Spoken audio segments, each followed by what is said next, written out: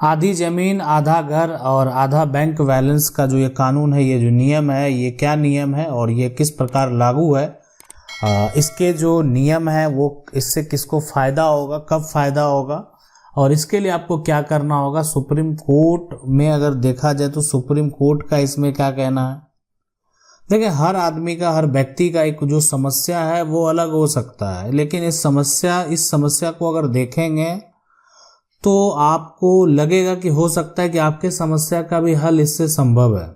इसलिए जो नियम है, जो कानून है, वो आपको जानना चाहिए कि आखिर क्या कहता है नियम, क्या परिवर्तन किए गए, पहले क्या था, है ना, और अब जो है वर्तमान में, अब यानी अब अगर वर्तमान में बात करें, है ना, वर्तमान का जो नियम है वो भी जानना बेहद जरूरी है। अब आधी जमीन मतलब आप समझ सकते होंगे कि जो आधी जमीन है वो साथ में आधा मकान भी, जो घर भी, और जो पैसा है, बैंक का बैलेंस है, वो भी। आखिर ऐसा क्यों कहा गया। और हम आपको बात करें, सबसे पहले देखें, नियम आज का नहीं है, नियम पहले भी था, लेकिन एक बदलाव किया गया, बहुत बड़ा बदलाव है ये। और ये बदलाव जो किया गया था वो किया गया था लीला सेठ के द्वारा। अब कहेंगे कि ये लीला सेठ कौन है, तो हम बता दें आपको कि लीला सेठ जो है ये दिल्ली हाई कोर्ट की पूर्व जो है वो जस्टिस है ना। पूर्व जस्टिस जो लीला सेठ है, उनके द्वारा जो ये नियम है ना, ये कानून है, इसको बदलने में एक भूमिका निभाया गया था। आखिर ये जो नियम बदला गया वो कौन सा नियम था। नियम ऐसा किया गया कि ये नियम जो परिवर्तन किया गया, लाया गया, ये 2020 में, ठीक है। और ये उत्तराधिकार जो कानून है उसमें एक बदलाव किया गया और बदलाव में एक बेटी को अधिकार दिया गया, है ना। ये जो अधिकार है ये एक बेटी का अधिकार है। आखिर इस बेटी को क्या अधिकार दिया गया। अधिकार ये दिया गया कि अगर जो माता पिता की संपत्ति है, माता पिता का जो जमीन है ना, तो जमीन में जो हक होगा, जमीन में अगर मान लेते हैं एक भाई है, एक बहन है, तो आधी जो जमीन है, आधी जमीन वो उस बेटी की होगी, उस बहन की होगी। पहला ये हो गया। दूसरा ये तो हो गया कि ठीक है, आधी जमीन जो है वो बेटी के नाम जो है किया जाएगा। दूसरा कि अगर ये तो जमीन है, अगर मकान भी है पिता का, मान लेते हैं पिता का कोई मकान है, ठीक है, पिता का जो है कोई अगर मकान है तो उसमें भी जो है ना अधिकार दिया जाएगा, ठीक है। अगर मान लेते हैं पिता के पास जो मकान है और वो भी अधिकार जो होगा वो आधा होगा, है ना, आधा अधिकार उसमें भी दिया जाएगा। ये तो हो गया कि दो ये कंडीशन है। इसके अलावे क्या होगा, इसके अलावे ऐसा हो सकता है कि जो पिता का यहाँ पर तीसरा कि बैंक में कुछ पैसा हो, है ना, बैंक में जो है बैंक बैलेंस है, तो ऐसा नहीं कि बैंक बैलेंस जो है कोई और लेगा।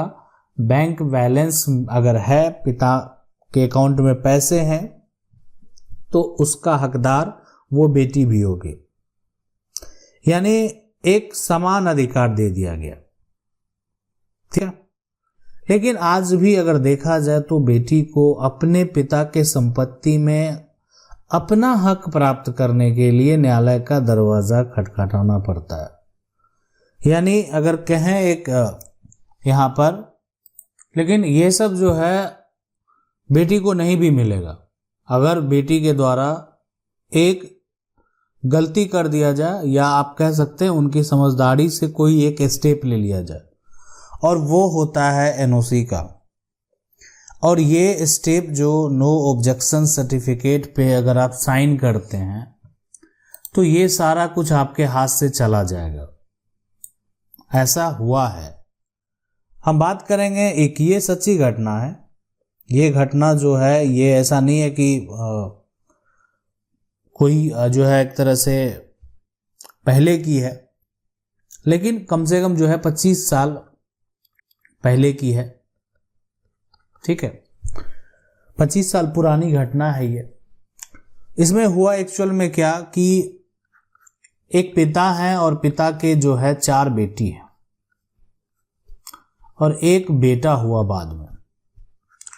पिता के पास जो है दिल्ली के पास गुड़गांव, जो आप जगह जानते होंगे, सुने होंगे नाम, और वहाँ पर जो है बहुत सारी ज़मीन जो है उनके पिता की नहीं थी, लेकिन थोड़ी बहुत ज़मीन थी। बेटी का सारा विवाह हो गया, जितनी भी बेटियां हैं उनका सबका विवाह हो गया, और विवाह भी जो है एक सिंपल फैमिली में हुआ जहाँ पर उनका सिर्फ जीवन का गुजर बसर हो सके, काम करके जीवन यापन कर सके। लेकिन जब एक तरह से जो पिता हैं और जो एक बेटे हैं, तो कुछ समय बाद जो है नई नई कंपनियों का डेवलपमेंट जो है वो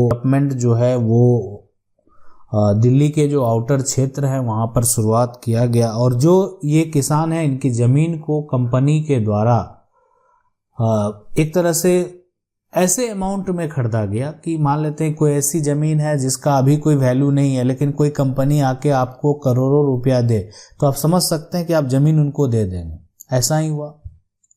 अब इनके पास जो है बहुत सारा पैसा आ गया उनके बेटे के पास, लेकिन बेटी का स्थिति आज भी अगर देखा जाए तो कहीं ना कहीं कुछ भी नहीं है बेटों के सामने। उनका बेटा जो है वो लग्जरी गाड़ी से सफ़र कर रहे हैं, लेकिन बेटी का स्थिति जो है आज भी सही नहीं है। और यहाँ पर हुआ यूं कि बेटा के द्वारा जो है जब ये पैसा का प्रोसेस शुरू हुआ, पैसा का कंपनी से लेन देन शुरू हुआ, तो एक एनओसी पे बहन के द्वारा जो है बहन से साइन कर, इसीलिए वो पैसा बहन को प्राप्त नहीं हुआ। अगर बहन के द्वारा उस एनओसी पे साइन नहीं किया जाता तो आज वो पैसा जो करोड़ों रुपया उस बेटा को मिला है उस बेटी को भी प्राप्त होता। देखें, हम ऐसा ये कहते हैं कि आप अगर स्वेच्छा से कोई बहन है, बेटी है, अगर वो जो है अपनी संपत्ति, अपनी हक का त्याग करना चाहे तो वो कर सकते, कोई दिक्कत नहीं है। लेकिन कानूनी तौर पे जो है आपका अधिकार अब है, आप अपना अधिकार ले सकते हैं। अगर आप चाहें कि आपको आपका अधिकार चाहिए, आपके पिता के पास प्रॉपर्टी है, मान लेते हैं आपका जहां विवाह हुआ वहां पर उतनी सारी प्रॉपर्टी नहीं है, तो आप अपने पिता के संपत्ति में, आप भी अपने पिता के संपत्ति में हक प्राप्त करके आत्मनिर्भर बन सकते हैं। यानी आप गुजर बसर कर सकते हैं, आप जीवन यापन कर सकते हैं। हाँ, लेकिन अगर आपने एनओसी पे सिग्नेचर कर दिया, मतलब आपने सपोर्ट कर दिया नो ऑब्जेक्शन का, और वो संपत्ति जो है आपके भाइयों के नाम पे ट्रांसफर हो गया और भाइयों के द्वारा बेच लिया गया, तो आप वो संपत्ति को आसानी से प्राप्त नहीं कर पाएंगे। लेकिन जब ये संपत्ति पिता के बाद जो उनके उत्तराधिकारी हैं उनके नाम पर ट्रांसफर किया जाता है, उस समय जो भी उत्तराधिकारी हैं, वो बेटा हो या बेटी हो, ठीक है, सभी का नाम दर्ज होता है। अगर कोई अपना हक को त्याग करना चाहे तो वो कर सकता स्वेच्छा से। कोई चाहता है, मान लेते कोई बेटी चाहती कि नहीं मेरा जो हक है मेरे भाई को मिल जाए, तो वो एनओसी दे सकती है कि उनको कोई आपत्ति नहीं है। लेकिन कोई चाहती है कि नहीं मेरा हक मुझे प्राप्त हो, तो वो हक जो है वो अधिकार है वो उनको प्राप्त होगा। तो जो चाहे स्वेच्छा से ले सकते हैं, जो चाहे अपना हक जो है वो त्याग कर सकते हैं। लेकिन ये जो बच्चे हैं, इनकी 4 जो बेटी हैं, एक बेटा है, सभी एक ही पिता के बच्चे हैं। ऐसा नहीं है कि सब जो है कोई एक तरह, लेकिन दोनों का जो सभी का जिंदगी में कितना फर्क आ गया। पिता का संपत्ति एक कंपनी के द्वारा ले लिया गया, कंपनी के तरफ से जो है कई गुना अधिक मुआवजा दिया गया। अब पिता और बेटे का लाइफ स्टाइल पूरा चेंज हो चुका है। इनके पास अच्छे मकान हैं, घर हैं, रहने को जो है एक तरह से बंगला है, अच्छी गाड़ियां हैं, लेकिन इनके पास क्या रहा? कुछ नहीं रहा।